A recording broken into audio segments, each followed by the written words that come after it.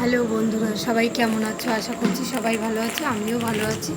নতুন একটা ব্লগ নিয়ে তোমাদের সামনে চলে আসলাম।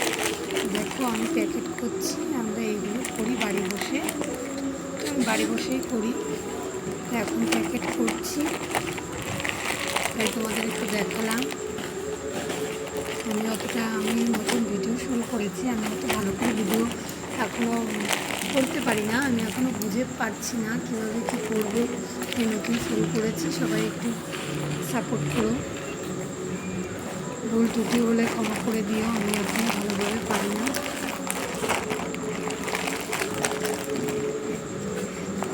এই যে প্যাকেট করা শেষ হয়ে গেছে, এখন আমি এই যে ঘরটা ঝাড় দিয়ে নেব।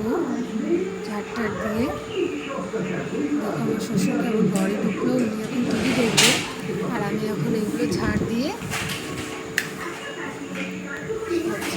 পরিষ্কার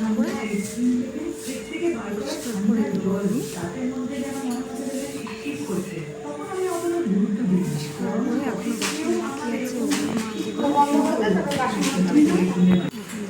চলে আসলাম,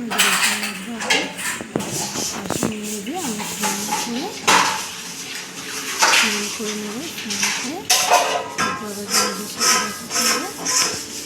তারপর বাসন মাজছি। মাঝে এখনো অনেকগুলো বাসন, তো মাজতে তো সময় লাগবেই। যাই হোক, আমার এই কলের কাছে না লাইট নেই। আমার বাসন মাজার সময় চলে এসেছি। এখন হয়ে গেছে, এখন বাজে 7টা। এখন ফ্রেশ হয়ে চলে এসেছি, সব কাজ সেরে। এখন দেখি কি করা যায়। ওদের চা খাওয়া হয়ে গেছে, এখন রাতের খাবার কি করি। আমি চেষ্টা করছি ভালো করে ভিডিও বানানোর জন্য। রাতে কি খাবার করবো তাই ভাবছি। দামি মোবাইল না, যতটুকু সম্ভব তোমাদের দেখানো। এখন বেশ ভালো লাগছে, স্নান করে এসেছি। ভীষণ গরম লাগছিল, এত গরম পড়েছে। তারপরে আরও আজকে বৃষ্টি হচ্ছে, গরমটা কম ছিল, তবুও কাজ করতে গেলে তো গরম লাগবেই, তাই না?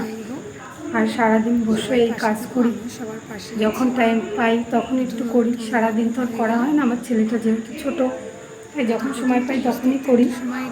তার জন্য সারাদিনই লেগে যায়, বুঝলে? তাহলে চলো দেখি কি রান্না করা যায়। এই কামনাই করি। আজকের মতন ব্লগটা এইটুকুই। আমি আর একটা নতুন ব্লগে কি রান্না করবো ভাবছি, সেটা পরের দিন ব্লগে দেখাবো। এখনের ব্লগটা এইটুকুই। সবাই পাশে থেকো। শুভরাত্রি।